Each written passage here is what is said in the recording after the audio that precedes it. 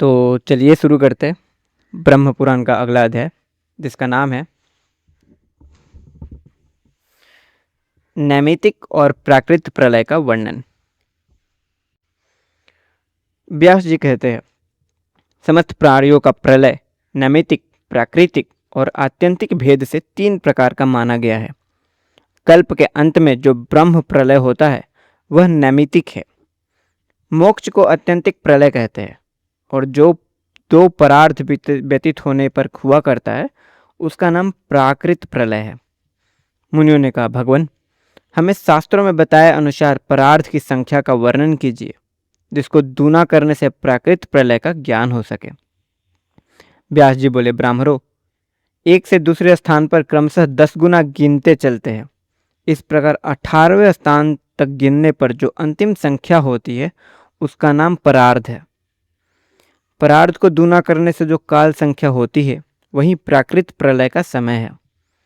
उस समय संपूर्ण दृश्य जगत अपने कारणभूत अव्यक्त में लीन हो जाता है। मनुष्य का निमेष मात्रा कहलाता है, क्योंकि एक मात्रा वाले अक्षर के उच्चारण में जितना समय लगता है उतना निमेष में भी लगता है। निमेष का मतलब पलक, जो आपकी पलक गिरती है उस उतने टाइम को निमेष बोलते हैं। 15 निमेषों की एक काष्ठा और 30 काष्ठा की एक कला होती है। 15 कला एक नाड़ी का प्रमाण है। 12.5 पल तांबे के बने हुए जल के पात्र से नाड़ी का ज्ञान होता है। उस पात्र में 4 अंगुल लंबी 4 मासे की सुवर्णमयी सालाका से छिद्र किया जाता है। उस छिद्र को ऊपर करके जल में डुबो देने पर जितनी देर में वह पात्र भर जाए वही एक नाड़ी का समय है। मगध देशी माप से वह पात्र जलप्रस्थ कहलाता है।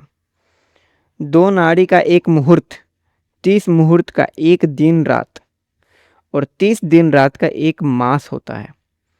12 मास का एक वर्ष होता है। देवलोक में यही एक दिन रात कहलाता है। ऐसे 360 वर्षों का देवताओं का एक वर्ष होता है। समझे? 12,000 दिव्य वर्षों का एक चतुर्युग बताया गया है।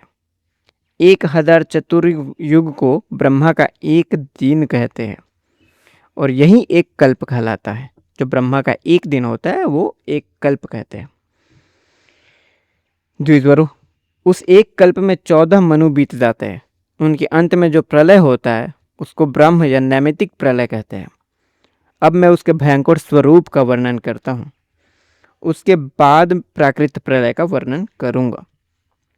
1 सहस्त्र चतुर्युग बीतने पर यह भूतल प्रायः क्षीण हो जाती है। उस समय 100 वर्षों तक अत्यंत घोर अनावृष्टि होती है। वर्षा का अत्यंत अभाव हो जाता है। मुनिवरों, उस अनावृष्टि के कारण अल्प शक्ति वाले अनेकानेक पार्थिव जीव अत्यंत पीड़ित होने से नष्ट हो जाते हैं। तदनंतर रुद्र रूपधारी अविनाशी भगवान विष्णु जगत का संहार करने के लिए संपूर्ण प्रजा को अपने में लीन कर लेने का यत्न करते हैं। मुनिवरों, उस समय भगवान विष्णु सूर्य की 7 किरणों में स्थित होकर पृथ्वी का संपूर्ण जल सोख लेते हैं। संपूर्ण प्राणियों और पृथ्वी में स्थित समस्त जल को सोख कर वे समूची वसुधा को सुखा देते हैं। समुद्र, नदी, पर्वतीय नदी, झरने तथा पताल में जो जल होता है वह सब वे सुखा देते हैं। तत्पश्चात भगवान के प्रभाव से और सब जगह के जल का शोषण करने से परिपुष्ट हुई वे सूर्य की 7 रश्मियां 7 सूर्यों के रूप में प्रकट होती है। उस समय ऊपर नीचे सब और ज्वाला जयमान होकर वे 7 सूर्य पताल लोक से संपूर्ण त्रिलोकी को जला डालते हैं। उन तेजस्वी सूर्यों की किरणों से जलती हुई त्रिलोकी की पर्वत, नदी और समुद्र आदि के सहित निरस हो जाती है। तीनों लोकों के जल और वृक्ष दग्ध हो जाने के कारण यह पृथ्वी कछुए की पीठ की भांति दिखाई देती है। तदनंतर भूत सर्ग का संहार करने वाले कालाग्नि रुद्र रूपधारी श्रीहरि शेषनाग के श्वास जनित ताप से नीचे के समस्त पताल लोकों को जलाना आरंभ करते हैं। 7 पतालों को भस्म कर डालने के पश्चात वह प्रचंड अग्नि भूमि पर पहुंचकर संपूर्ण भूमंडल को भी भस्म कर डालती है। फिर भूवरलोक और स्वर्गलोक को जलाकर ज्वालामालाओं के महान आवर्तक के रूप में वह दारुण अग्नि सब और चक्कर लगाने लगती है। उस समय प्रचंड लपटों से घिरी हुई यह सारी त्रिलोकी जलते हुए कड़ाह सी प्रतीत होती है। तत्पश्चात भूवरलोक और स्वर्गलोक के निवासी अत्यंत ताप से संतप्त एवं क्षीण शक्ति होकर कहीं रहने के लिए स्थान न होने से महरलोक में चले जाते हैं। वहाँ के लोग भी उस महान ताप से तप्त हो वहाँ से हटकर जनलोक में प्रवेश करते हैं। मुनिवरों, इसके बाद रुद्र रूपधारी श्री जनार्दन संपूर्ण जगत को दग्ध करके अपने मुख के निश्वास से मेघों को प्रकट करते हैं। उस समय आकाश में घोर संवर्तक मेघ उमड़ आते हैं जो बड़े बड़े गजराजों के समान प्रतीत होते हैं। वे बिजली की गड़गड़ाहट के साथ भयंकर गर्जना करते हैं। उनका आकार विशाल होता है। अपनी विकट गर्जना से वे संपूर्ण आकाश को व्याप्त कर लेते हैं और मूसलाधार पानी बरसाकर त्रिलोकी के भीतर फैले हुए उस अत्यंत भयंकर अग्नि को पूर्ण रूप से बुझा देते हैं।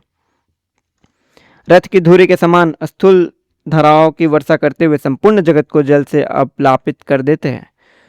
संपूर्ण भूतल को जलमग्न करने के पश्चात वे भूर्वर लोक को भी डुबा देते हैं। उस समय संसार में सब और अंधकार छा जाता है। चर और अचर सब नष्ट हो जाते हैं। उस अवस्था में वे महान संवर्तक मेघ 100 वर्षों से अधिक काल तक वर्षा करते रहते हैं। द्विजवरों, जब सारा जल सप्तर्षियों के स्थान तक पहुंचकर स्थिर होता है उस समय संपूर्ण त्रिलोकी एकाग्र मग्न हो जाती है। तदनंतर भगवान विष्णु के निश्वास से प्रकट हुई वायु उन मेघों को छिन्न भिन्न कर देती है और 100 वर्षों से अधिक काल तक बहती रहती है। फिर विश्व के आदि कारण अनादि अचिंत्य एवं सर्वभूतमय भूत भावन भगवान संपूर्ण वायु को पीकर एकान्व के जल में शेषनाग की शैया पर आसीन होते हैं। वे आदिकर्ता भगवान श्रीहरि ब्रह्मा जी का रूप धारण करके शयन करते हैं। उस समय जनलोक के सनकादि सिद्ध उनकी स्तुति करते हैं और ब्रह्मलोक के मुमुक्ष उनका चिंतन करते रहते हैं। वे परमेश्वर अपनी मायामयी दिव्य योग निद्रा का आश्रय ले अपने ही वासुदेव नामक स्वरूप का चिंतन करते रहते हैं। विप्रवरों, यह नैमित्तिक नामक प्रलय है। इसमें निमित्त यही है कि उस समय ब्रह्म रूपधारी श्रीहरि शयन करते हैं। जब तक सर्वात्मा श्रीहरि जागते हैं तब तक सारा जगत सचेष्ट रहता है और जब वे मायामयी सैया पर शयन करते हैं उस समय सारा जगत विलीन हो जाता है। ब्रह्मा जी का जो सहस्र चतुर्युग का दिन होता है, एकान्व में शयन करने पर उनकी उतनी ही बड़ी रात्रि होती है। रात्रि के बाद जागने पर ब्रह्म रूपधारी अजन्मा श्री विष्णु पुनः सृष्टि करते हैं। यह बात मैं पहले बतला चुका हूँ। यह कल्प का संहार अंतर प्रलय अथवा नैमित्तिक प्रलय कहा गया। अब प्राकृत प्रलय का वर्णन सुनो। अनावृष्टि और अग्नि आदि के द्वारा जब सब प्राणियों का संहार हो जाता है और संपूर्ण लोक तथा समस्त पताल नष्ट हो जाते हैं उस समय भगवान विष्णु की इच्छा से प्राकृत प्रलय का अवसर उपस्थित होने पर महतत्व से लेकर विशेष पर्यंत संपूर्ण अविकारों का क्षय हो जाता है। पहले भूमि के गंध आदि गुणों को जल अपने में लीन कर लेता है। गंध नष्ट हो जाने से पृथ्वी का लय हो जाता है। गंध तन्मात्रा का नाश हो जाने के कारण सारी पृथ्वी जल रूप में परिणित हो जाती है। फिर तो जल बड़े वेग से घोर शब्द करते हुए बढ़ने लगते हैं और संपूर्ण जगत को व्याप्त कर लेता है। वह कहीं तो स्थिर रहता है और कहीं बड़ी बड़ी वेग से बहता रहता है। इस प्रकार संपूर्ण लोक सब ओर से तरंग मालाओं से युक्त जल राशि द्वारा व्याप्त हो जाते हैं। तत्पश्चात जल के गुण रस को तेज भी पी जा लेता है। रस तन मात्रा का नाश होने से जल अत्यंत तप्त होकर सूख जाता है। रस का अपहरण होने से संपूर्ण जल तेज स्वरूप हो जाता है। इस प्रकार जब तेज से आवृत होकर जल अग्नि किसी अवस्था में पहुंच जाता है तब अग्नि तत्व सब ओर फैलकर उस जल को सोख लेता है। उस समय संपूर्ण जगत में धीरे धीरे आग की लपटें फैल जाती है। जब सारा जगत ऊपर नीचे इधर उधर अग्नि की ज्वालाओं से व्याप्त हो जाता है तब अग्नि के प्रकाशक गूढ़ रूप को वायु तत्व अपने में लीन कर लेता है। सबके कारण स्वरूप वायु में जब अग्नि का प्रकाशक तत्व रूप विलीन हो जाता है तब रूप तन्मात्रा के नष्ट हो जाने से अग्नि तत्व रूपहीन हो स्वयं ही शांत हो जाता है। फिर वायु प्रचंड गति से चलने लगती है। तेज तत्व के वायु में स्थित हो जाने से जगत में प्रकाश नहीं रह जाता। जब वायु तत्व अपने उद्भव और लय स्थान आकाश का आश्रय ले ऊपर नीचे अगल बगल एवं दिशों दिशाओं में बड़े वेग से बहने लगती है। तदनंतर वायु के भी गूढ़ स्पर्श को आकाश ग्रस लेता है। इससे वायु शांत हो जाती है और केवल आवरण शून्य आकाश रह जाता है। वह रूप रस स्पर्श गंध तथा आकार से रहित परम महान आकाश सबको व्याप्त करके प्रकाशित होता है। आकाश सब ओर से गोल एवं छत्र स्वरूप है। शब्द उसका गूढ़ है। वह शब्द तन्मात्रा युक्त आकाश संपूर्ण विश्व को आवृत किए रहता है। तत्पश्चात आकाश को भूत आदि को महतत्व और इन सब के सहित महतत्व को मूल प्रकृति अपने में लीन कर लेती है। द्विजवरों, न्यूनता और अधिकता से रहित जो सत्वादि तीनों गुणों की समावस्था है उसी को प्रकृति कहते हैं। यही प्रधान भी कहलाती है। प्रधान ही संपूर्ण सृष्टि का प्रधान कारण है। ब्राह्मणों, इस प्रकार संपूर्ण प्रकृति व्यक्ताव्यक्त स्वरूप ही है। इसमें जो व्यक्त स्वरूप है वह व्यक्त में लीन होता है। द्विजवरों, प्रकृति से भिन्न हो एक सिद्ध अक्षर नित्य तथा सर्वव्यापी पुरुष है।